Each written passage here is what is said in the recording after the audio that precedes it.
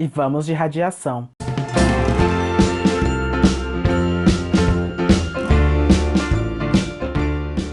Hey people, Gasp John aqui, esse é o meu canal Sincerateca, tudo bem com vocês? No vídeo de hoje eu vim compartilhar com vocês as piores leituras que eu fiz em 2020. Fazer essa lista não foi muito fácil, porque 2020 foi um ano muito bom de leitura aqui no Sincerateca. Eu li livros muito legais, então para fazer um top 10 de piores, eu tive que trazer leituras que nem foram tão negativas, mas foram medianas. Alguns desses livros eu comentei em vídeo aqui ao longo do ano, então por isso vocês precisam se inscrever no canal e ativar o sininho.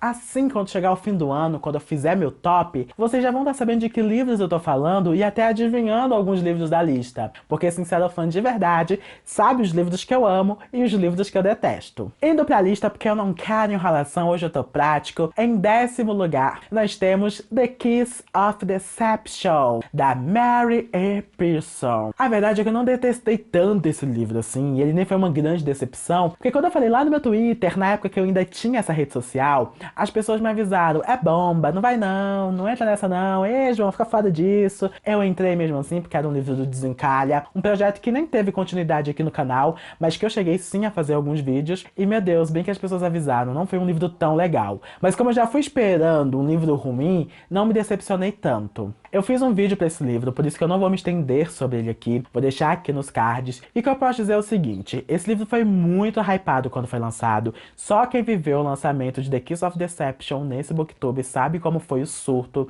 Todos os canais falavam sobre esse livro, tivemos diversas resenhas, muita gente enlouquecida com essa história. Só que os anos se passaram e aí quando eu fui ler esse livro, ninguém indicou, ninguém recomendou. As pessoas que estavam comentando lá no meu tweet, todas me avisando que o livro era ruim. E de fato o livro não era isso tudo. Eu não tô aqui invalidando a experiência literária dos meus colegas de trabalho, longe disso. Mas é por isso que eu fiz um vídeo sobre a importância das resenhas negativas. Porque normalmente quando a pessoa não curte tanto a história, ela consegue enxergar alguns pontos interessantes que quem se apaixonou muito pelo enredo, se apaixonou muito pelos personagens, normalmente não consegue ver. Então é sempre bom ter essas opiniões diversas. Eu não acho que as pessoas são obrigadas a falar mal de livros em seus canais. Eu só não gosto da maneira como as resenhas negativas são invalidadas e julgadas como biscoito, como hate gratuito, como falta de empatia, qualquer discurso conveniente que as pessoas gostam de usar no Twitter. Não gosto desse tipo de visão. As pessoas têm opiniões positivas sobre alguns livros e outras vão ter opiniões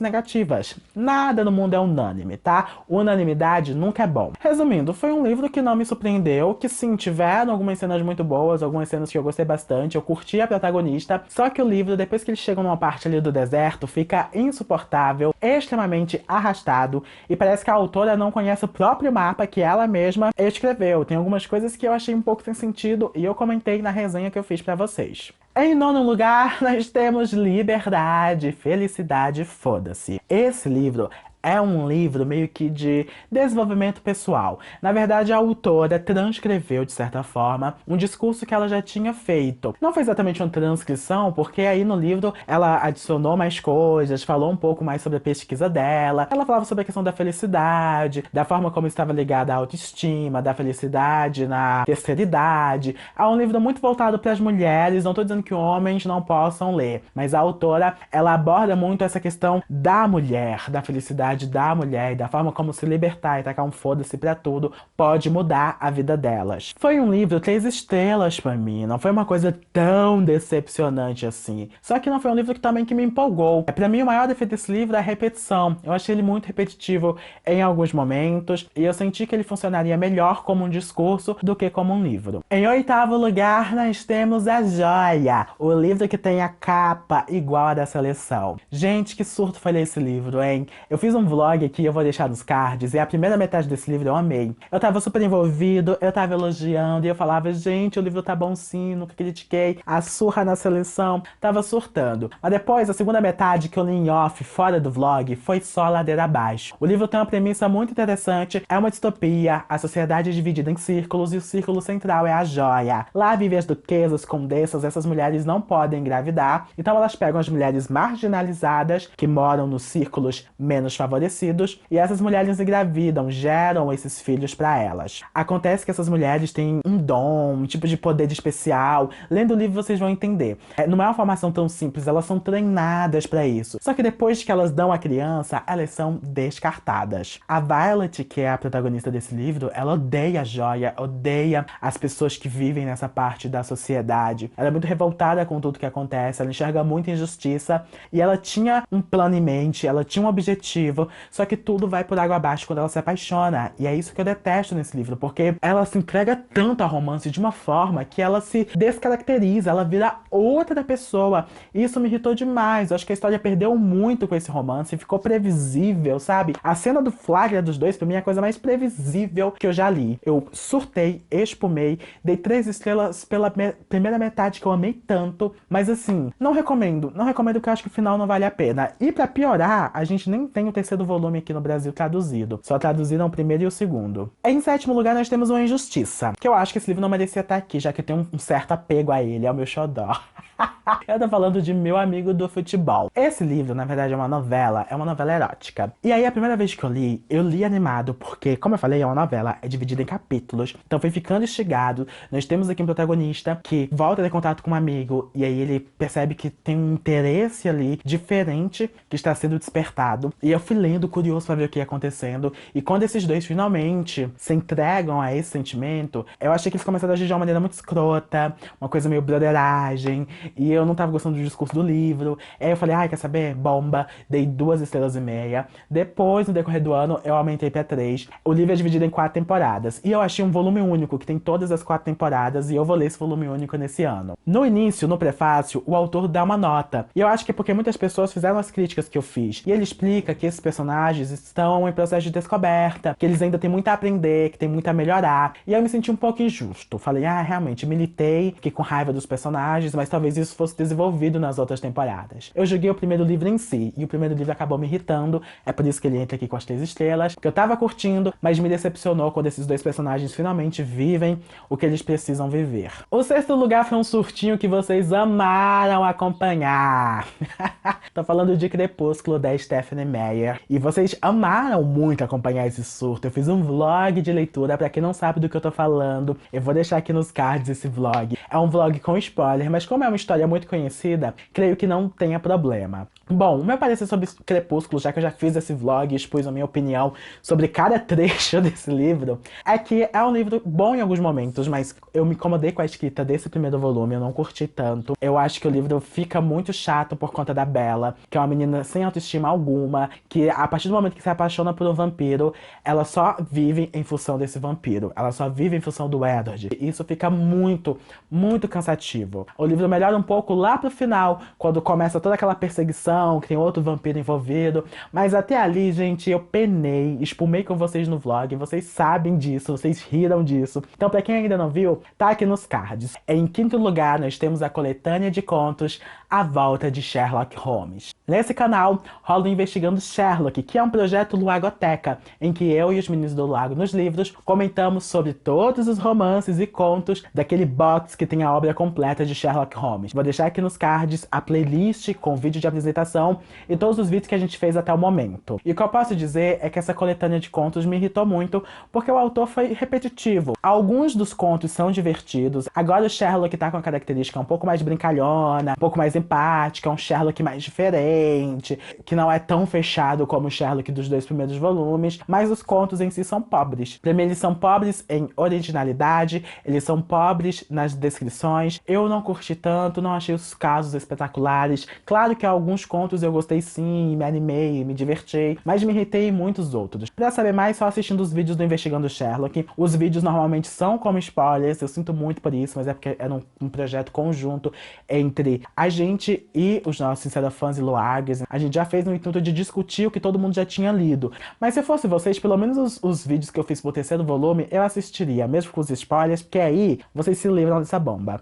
Em quarto lugar, nós temos um conto LGBT que foi o menor livro que eu li nesse ano, digamos assim, o menor conto pelo menos, E Se Você Não Fosse Embora, do I.N. Andrade. Eu não vou me estender, eu já falei lá no último Gospeleu, eu vou deixar aqui nos cards o porquê que eu não curti esse conto. E basicamente, eu não curti porque ele foi muito curto. Ele foi tão curto que eu acho que não foi o suficiente pra me convencer da história que estava sendo contada. Eu gostei muito dos personagens, muito do casal principal, só que eu senti falta de história. Definitivamente foi isso. Eu senti falta da história, do desenvolvimento ali, dele comentando um pouco mais sobre esse encontro, de mais diálogos deles. Eu terminei sem me sentir convencido. Dei 2,5 estrelas pelos protagonistas, pela ideia principal, mas não curti tanto o desenvolvimento. Em terceiro lugar está o pior livro do John Green que eu já li na minha vida. Eu estou falando de O Teorema Catherine. Gente, eu detestei tanto esse livro. Eu achei o livro muito ruim, os personagens insuportáveis, a história meia boca, xoxa.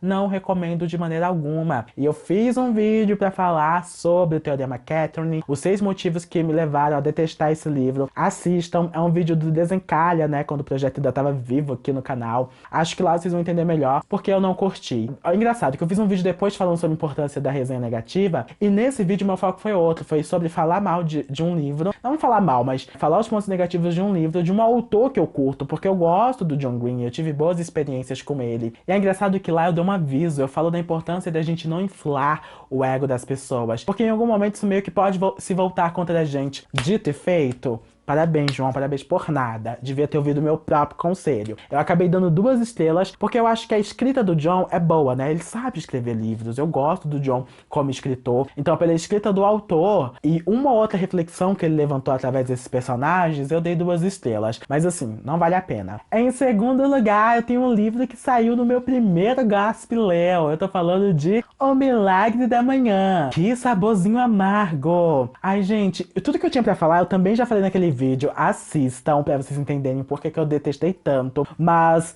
foi 2 estrelas, porque o livro é extremamente repetitivo, porque o autor tem um discurso que eu não curti tanto. Eu acho que a ideia de acordar cedo é muito boa, realmente, acordar cedo ajuda na produtividade. A gente tá tendo aqui no Sincedoteca o Acorda Leitor, todas as terças e quintas, e eu concordo, acordar cedo é revigorante, ajuda na nossa produção. Só que eu acho que a forma como o autor vendeu, a forma como ele falava das pessoas que queriam dar certo e as pessoas que não queriam, a fórmula mágica pra você ganhar muito dinheiro acordando cedo, eu achei um pouco de balela, achei que faltou recorte e eu não curti. Eu não descarto tudo do livro e é por isso que aqui eu dou minhas 2 estrelas, porque de fato é um livro que tem alguns ensinamentos legais e eu curto essa ideia de acordar cedo, mas eu não gostei da forma como o autor foi levando a história e da forma como ele foi tentando me convencer do discurso dele. Em primeiríssimo lugar nós temos um clássico. Qual será, gente? Foi um livro assim que me despertou muito ódio, foi um livro que me doeu ler. Doeu. Vou falar essa é a palavra certa. Foi uma experiência horrível.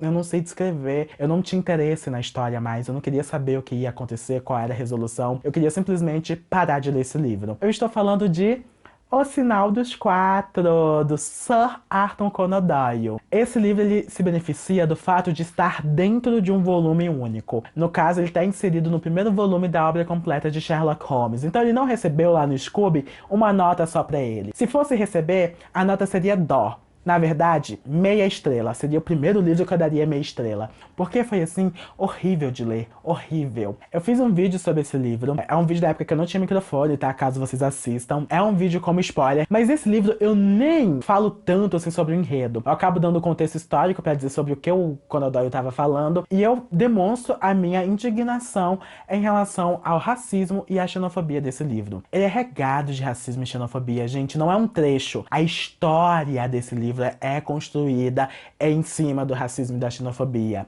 Tem muita relação com o contexto histórico, a forma como a Inglaterra enxergava a Índia, mas ainda assim não deixa de ter sido uma experiência horrível pra mim. Eu sou uma pessoa racializada, gente, eu sou um homem preto. Ao ler a descrição do Tunga, eu me senti tão mal.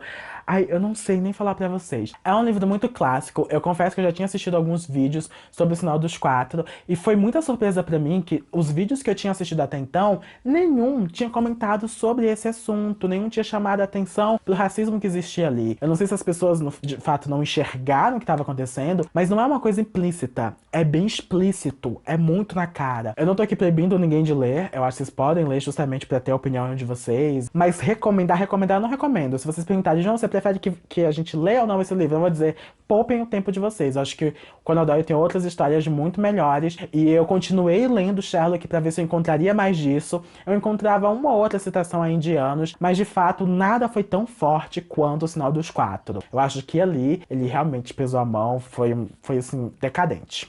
E é isso, povo! Essas foram as minhas piores leituras de 2020. Espero que vocês tenham curtido esse vídeo. Deixem o gostei pro YouTube divulgar. E me contem aqui quais foram as piores leituras de vocês no ano de 2020. Eu tô super curioso. Continue acompanhando o Sinceroteca. Até a próxima. XXO.